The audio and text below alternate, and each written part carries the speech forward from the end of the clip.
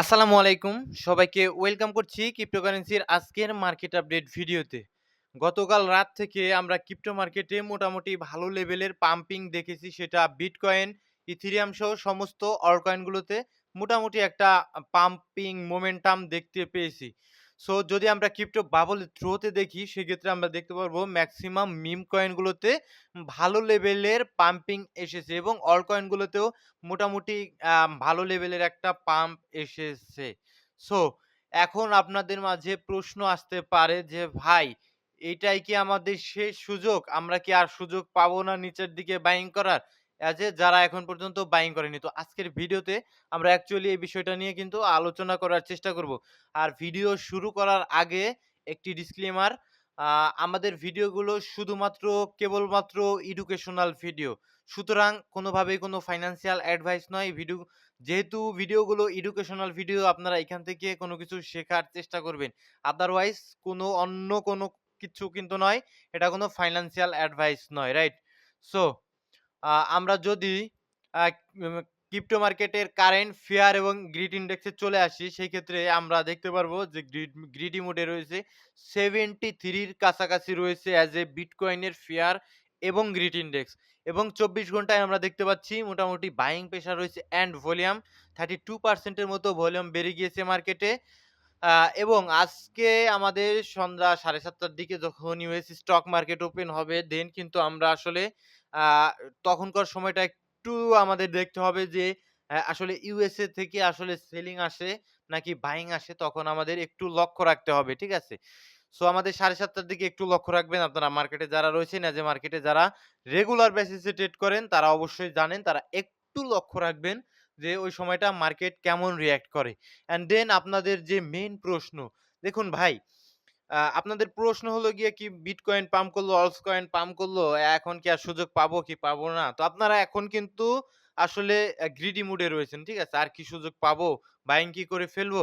So actually আমি বলব যে ভাই, ফাইন্যান্সিয়াল মার্কেট গুলোতে শুধুমাত্র ক্রিপ্টো মার্কেট নয়, যেকোনো মার্কেট প্লেস গুলোতে ধৈর্য একটা বড় রকমের শক্তি। ফোমোতে পড়ে কোনো কিছু বাইং করা যাবে না। আর অপরচুনিটির কথা যেটা আপনারা বলেন, সেটা সারা জীবন মার্কেট আপনাকে দিবে। হয়তো মার্কেট পাম্প করেছে, আপনি ভাবতে পারেন যে মার্কেট আর কখনোই নিচের দিকে আসবে না। এটা একান্তই আপনার কিন্তু ভুল ধারণা। মার্কেট পাম্প যেমন করে, সেম একইভাবে মার্কেট কিন্তু ডাম্পও করে। অ্যাজ এ শর্ট টাইম এর কথা বলছি। লং টাইম এর আ এনালাইসিস ও কিন্তু দিয়ে দিব। কোনো চিন্তা করবেন না। যারা অনেকদিন ধরে হোল্ড করে আছেন অ্যাজ এ অল্ট কয়েন গুলো, ভালো অল্ট কয়েন গুলো, তারা বলতে পারেন যে, "ভাই, কি আর পাম্প পেলাম? মার্কেট তো পাম্পই করল না। আপনি এখনই বলছেন কারেকশন নিবে।" সো আমি তাদেরকে বলছি না, আমি বলছি যারা অ্যাজ এ শর্ট টাইম এর জন্য ২, ৪, ৫ দিন, ১ সপ্তাহের জন্য ট্রেড করে, আমি তাদেরকে বলার চেষ্টা করছি। দেখুন, কোন সময় ফোমোতে এন্ট্রি করবেন না। ঠিক আছে? আপনি স্ট্রাকচার দেখবেন, আপনি যেই ট্রেডটা করছেন, যেই কয়েনে ট্রেড করছেন, সেই কয়েনের স্ট্রাকচার দেখবেন, সাথে বিটকয়েন, ইথেরিয়ামেরও স্ট্রাকচার মেলাবেন। তারপরে আপনি হয়তোবা ট্রেড করতে পারেন। কোনো একটা কয়েন আপনার পাম্পিং হয়ে গেল, তখন আপনি বাইং করলে সেটাকে আমরা বলি কি?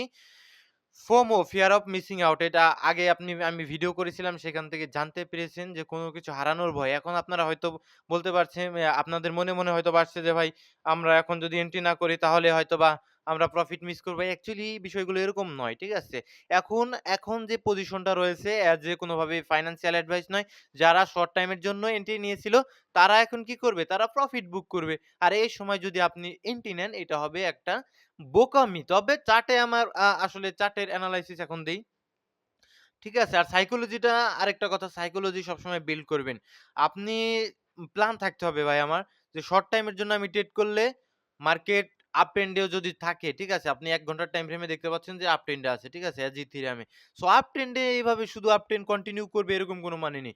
অ্যাজ এ নিচ থেকে উপর দিকে যাবে, আপনারা সকলেই জানেন। দেন কিন্তু কারেকশন মার্কেট নিবে। দেন কিন্তু আবার উপরের দিকে যাবে। এভাবেই কিন্তু আপ ট্রেন্ড কন্টিনিউ করে। সেম সেম লাইক একইভাবে ডাউন ট্রেন্ড যখন কন্টিনিউ করে, নিচের দিকে আসে, একটু উপরে যায়, আবার দেন নিচের দিকে আসে।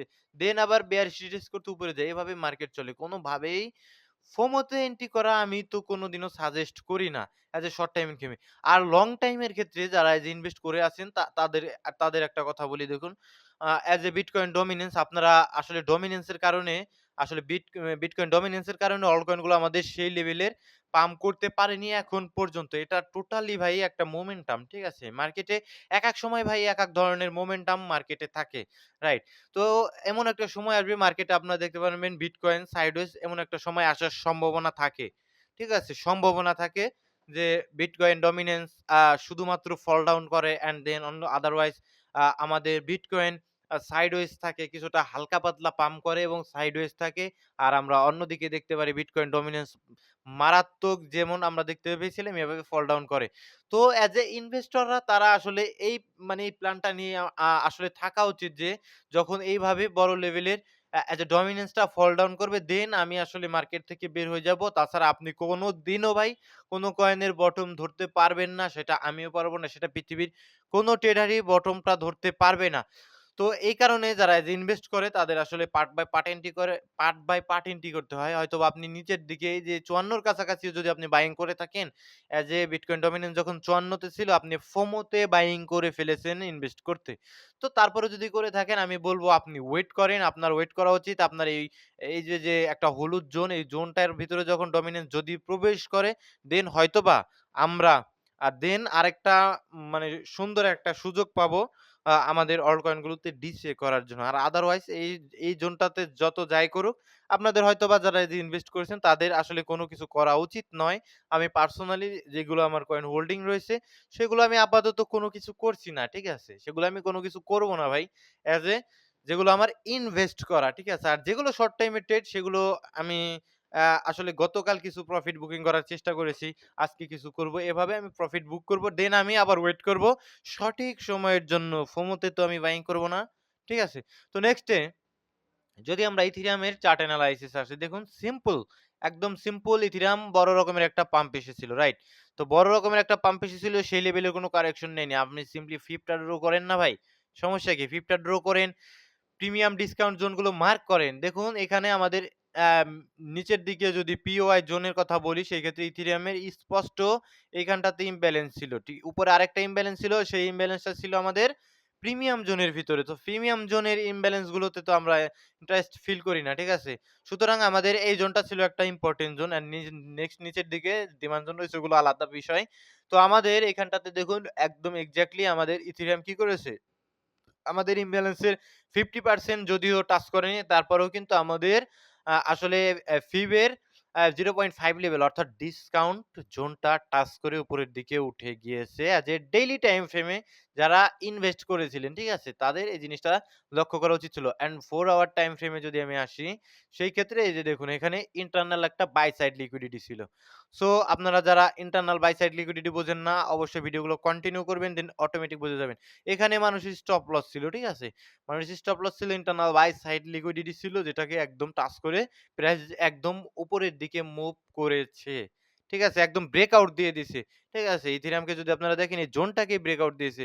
টোটালি এই জোনটাতে কিন্তু ইথেরিয়াম সাইডওয়েজ ছিল। ঠিক আছে? তো নিচের একটা লিকুইডেশন নিয়ে দেন উপরের দিকে চলে গিয়েছে, একদম ব্রেকআউট দিয়েছে। সো মোটামুটি আপনি যদি এই এনালাইসিসটা বুঝতেন তাহলে অ্যাকচুয়ালি আপনি এই প্রফিটটা 8% এর মতো একটা প্রফিট ধরতে পারতেন।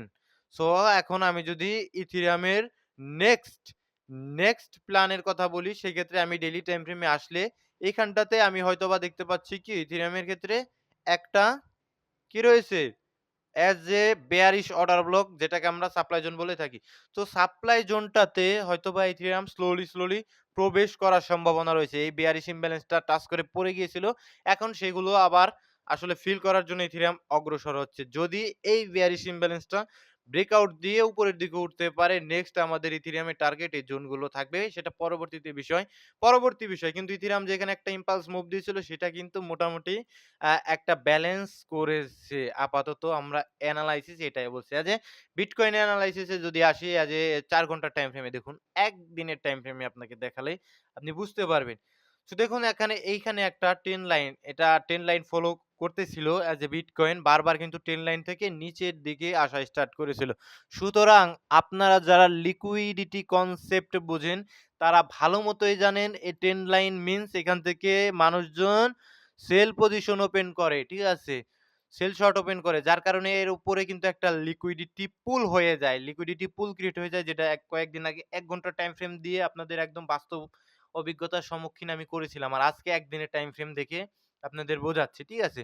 সো একদম এক্সাক্টলি ট্রেন্ড লাইনের উপরে উঠে এসেছে এবং উপরের দিকে আমাদের আরেকটা থাকবে রেজিস্ট্যান্স পয়েন্টের মতো পয়েন্ট, ঠিক আছে? রেজিস্ট্যান্স পয়েন্ট যেটা থেকে প্রাইস হয়তোবা এটা শর্টার টাইম ফ্রেমে যদি 4 আওয়ার যায় এটা একটা সাপ্লাই জোন, ঠিক আছে? সো আমরা ইম্পোর্টেন্ট জোনগুলো মার্ক করলাম। উপরের দিকে রেজিস্ট্যান্স রয়েছে এটাকে যদি ব্রেকআউট দিয়ে দেয় ১,১২,০০০ সরি আসলে নাম্বার এটা বলা একটু সমস্যা। তো এই জোনটা যদি ব্রেকআউট দিয়ে উপরের দিকে উঠে যায় সেই ক্ষেত্রে বিটকয়েনকে হয়তোবা আমরা মোটামুটি লাস্ট একটা এক্সপেনশন মোডে দেখতে পারি অল টাইম হাই এর কাছাকাছি হয়তোবা দেখতে পারি।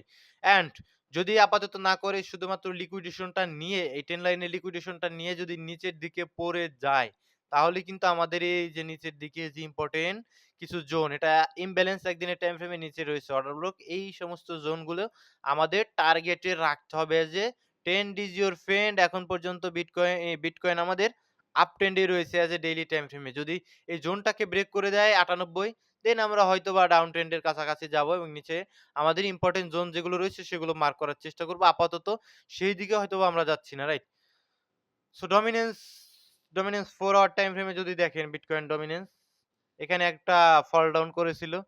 তো ফল ডাউন করার ফলে আপনি উপর থেকে নিচ পর্যন্ত একটা ফিব ড্র করবেন। সো ড্র করার পরে দেখতে পাচ্ছেন 0.618 এক্সট্রিম প্রিমিয়াম জোন থেকে বিটকয়েন ডমিনেন্স এগেইন পড়ে গিয়েছে এবং এখানটাতে একটা ডিমান্ড জোনের মতো রয়েছে। এটাকে মনে হয় না খুব একটা বেশি রেসপেক্ট করতে পারে। এখান থেকে রেসপেক্ট করে সর্বোচ্চ এই ইমব্যালেন্স পর্যন্ত হয়তোবা যেতে পারে। দেন হয়তোবা এটাকে ব্রেকডাউন করে এই সমস্ত জোনে আবার প্রবেশ করতে পারে। দেন আমরা অল্টকয়েন গুলোতে আবার কিছুটা পাম্পিং দেখতে পারি। সেটা অবশ্যই আপনারা ইনভেস্ট কোনোভাবেই কোনো ফাইন্যান্সিয়াল অ্যাডভাইস নয়। ভিডিও শুধুমাত্র এডুকেশনাল ভিডিও। আপনারা অবশ্যই স্ট্রাকচার দেখবেন, চার্ট দেখবেন। নিজের ডিসিশন নিজে নেওয়ার চেষ্টা করবেন। সো আমরা যদি বিটকয়েনের ইটিএফ ফ্লোতে আসি, সেল দিয়েছে ব্ল্যাকরক। ১ তারিখে যদি দেখেন সেক্ষেত্রে সরি ২ তারিখে আসলে গতকাল ব্ল্যাকরক সেল দেয়নি। আ তাছাড়া অন্যান্য সমস্ত ইনস্টিটিউট কিন্তু মোটামুটি বাইং করেছে ৪০৭ মিলিয়নের মতো ইনফ্লো হয়েছে। ঠিক আছে? এবং ইথেরিয়ামে যদি আসেন সেক্ষেত্রে আপনি দেখতে পারবেন ইথেরিয়ামও একদম আ সম্ভবত সেল দিয়েছে ইথেরিয়াম। রাইট ২ তারিখে সেল দিয়েছে BlackRock ৪৬ মিলিয়নের মতো এবং অন্যান্য ইনস্টিটিউট আসলে বাইং করেছে ওভারঅল 1 মিলিয়নের 2 মিলিয়নের কাছাকাছি আসলে আউটফ্লো হয়েছে। অ্যান্ড কমেন্টে যদি আসি সেক্ষেত্রে আ খুব বড় ধরনের কোনো কমেন্ট আসলে পড়েনি। আপনারা অবশ্যই টেলিগ্রাম চ্যানেলে জয়েন থাকবেন অ্যান্ড অবশ্যই আপনাদের যে কয়েনগুলো আপনারা হোল্ডিং করেন হয়তোবা এনালাইসিস করাতে চাচ্ছেন, হয়তোবা আপনারা সেই কয়েনে পরবর্তীতে ইনভেস্ট করবেন এরকম কোনো কয়েন যদি আপনাদের থাকে সেটা আসলে নিচে কমেন্ট বক্সে কমেন্ট করবেন। আমি এনালাইসিস করার চেষ্টা করব যাতে আমার নিজেরও কিন্তু সেই কয়েনটা সম্বন্ধে ধারণা হয়। আমি নতুন কিছু জানতে পারি অ্যান্ড দেন আপনাদের কিন্তু আমি জানাতে পারি। অবশ্যই কমেন্ট বক্সে কমেন্ট করবেন আপনাদের আ কয়েন গুলো নিয়ে। ঠিক আছে? সো আজকে এক ভাই কমেন্ট করেছেন, "ভাই বিক্যাট এ কোনো পাম্প" দেখুন বিকট এটা কি কোনো কয়েন বলেন? বিল্লি ক্যাট। এটা কি কয়েন ভাই? আসলে এরা বলছে RWAI গেমিং কয়েন। কিন্তু আসলে কিচ্ছু না ভাই। এদের এসব ফকির, গরিবদের কয়েন এটা। এটা আসলে টিম ছিল গরিব। কেন? মাত্র ৪ মিলিয়নের মতো মার্কেট ক্যাপ দিয়েছিল টিমের তরফ থেকে। সুতরাং মোটামুটি যে খুব বড় ধরনের আসলে ইনস্টিটিউটের তরফ থেকে কয়েনটা লঞ্চ করা হয়েছে সেটা আমি বলি না। এটা শুধুমাত্র যারা মার্কেটে হয়তোবা কোনো ওয়েলস কিংবা কোনো বড় ধরনের ফান্ড যাদের কাছে আছে তারা হয়তোবা কয়েনটাকে লঞ্চ করে দিয়েছে গ্যাবলিং করার জন্য। অ্যাকচুয়ালি যা করার তাই করেছে একদম মার্কেট ক্যাপ পুরো নিচের দিকে চলে এসেছে। এবং কয়েনটা সম্ভবত মেক্সিতে রয়েছে। আপনারা যারা আসলে এই কয়েনটাতে নিয়েছেন তারা অনেকটা লসের মধ্যে চলে গিয়েছেন। তো একান্তই এই সমস্ত কয়েনগুলো আমি সাজেস্ট করি না। ঠিক আছে? সো ভালো থাকবেন, সুস্থ থাকবেন। অবশ্যই কমেন্ট বক্সে আপনার মূল্যবান মতামত জানাতে পারেন অ্যান্ড অবশ্যই টেলিগ্রাম চ্যানেলটাতে জয়েন থাকার চেষ্টা করবেন।